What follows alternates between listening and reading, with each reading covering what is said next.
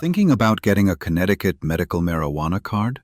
With My MMJ Doctor, the process is simple and easy to follow. You start by selecting Connecticut and clicking on Get Your Official MMJ Card. Enter your name, email, and phone number. Then choose an appointment time that works for you. Add your ID details, upload a photo of your ID, and proceed with the payment. Next, fill in the essential details like your address, gender, birthday, height, and weight, and then share your qualifying condition.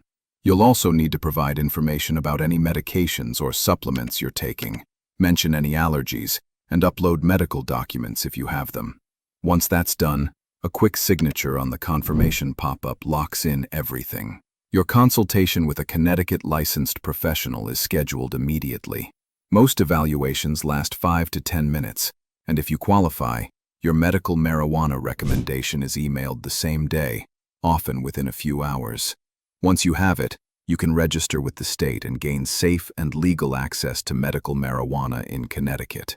Ready to start? Apply now at www.mymmjdoctor.com.